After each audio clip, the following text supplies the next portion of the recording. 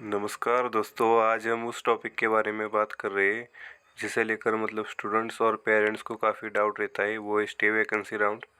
तो उसके rules and eligibility क्या है उसकी, इसके रिगार्डिंग हम आपसे बात करेंगे। तो स्टे वैकेंसी राउंड कब होता है? तो 3 राउंड जब आपके ख़त्म हो जाते हैं स्टेट के या ऑल इंडिया कोटा के, तब आप स्टे वैकेंसी राउंड में पार्टिसिपेट कर सकते हैं। तो इसके कुछ रूल्स और इसकी कुछ एलिजिबिलिटी है, इसके बारे में हम बात करेंगे।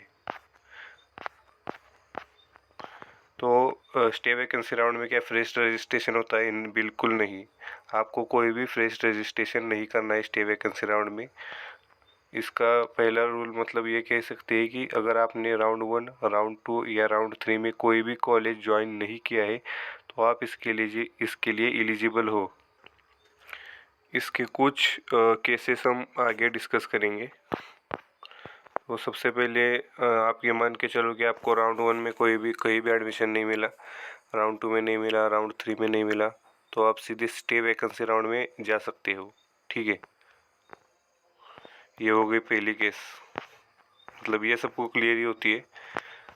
आगे ये है कि समझो आपको राउंड 1 में एडमिशन मिला और आपने क्या किया, सीधा फ्री एग्जिट लिया, कॉलेज ज्वाइन नहीं किया। फिर आप राउंड 2 में आप गए तो राउंड 2 में कॉलेज नहीं मिला, राउंड 3 में भी आपको कॉलेज नहीं मिला, तो आप सीधा स्टे वैकेंसी राउंड में आ सकते हो।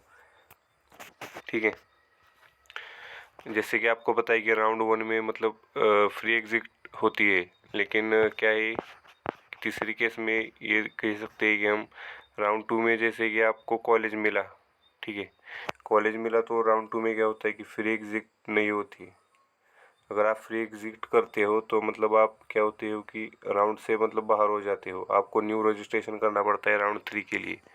तो ये हमारी तीसरी केस है। राउंड 1 में कॉलेज मिला, आपने फ्री एग्जिट लिया, ठीक है, राउंड 2 में मिला, आपने फिर से फ्री एग्जिट लिया या फिर कॉलेज ज्वाइन नहीं किया, तो आप क्या हो गए, राउंड से बाहर हो गए।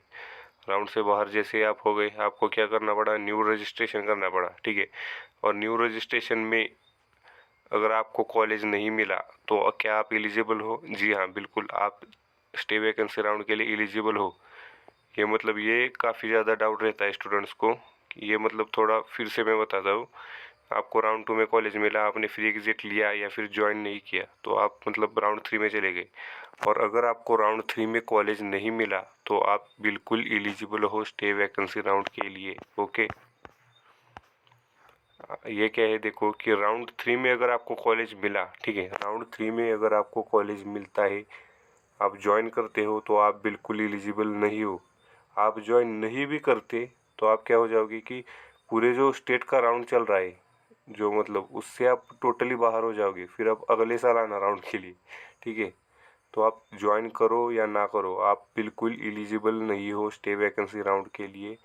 आपको अगर राउंड 3 में कॉलेज मिलता है तो ठीक है, आप मतलब ये वीडियो फिर से देखो अगर आपको कुछ समझ नहीं आया है तो। हाँ ठीक है, तो अगर आपको मतलब स्टे वैकेंसी राउंड के लिए अपनी प्रेफरेंस लिस्ट बनानी है, या फिर मतलब आपको जैसे डाउट रहता है कि कौन सा कॉलेज अच्छा है, कौन सा कॉलेज ज़्यादा फी लेता है, क्योंकि ये मतलब वेबसाइट पे सब कुछ दिखाया नहीं जाता, सब कुछ हम मतलब कह नहीं सकते कि कॉलेज कैसा है, कौन सा अच्छा है। तो मैं क्या करता हूँ कि आपके रैंक के अकॉर्डिंग आपको एक बेस्ट प्रेफरेंस लिस्ट में बना के दूंगा, पूरे 139 कॉलेजेस की। उसके साथ आपको पूरी जानकारी मिलेगी सारे कॉलेजेस की, उनका फ्री स्ट्रक्चर कैसा है, कॉलेज का एकेडमिक कैसा है, पेशेंट फ्लो कैसा है, ये मैं सब आपको बताऊंगा। जो नए कॉलेज आए हैं उनके बारे में भी मतलब मैं आपको बताऊंगा। ठीक है, तो आप मतलब अगर आपने स्टार एकेडमी को सब्सक्राइब नहीं किया है तो प्लीज़ आप उसे सब्सक्राइब कर दीजिए। Thank you.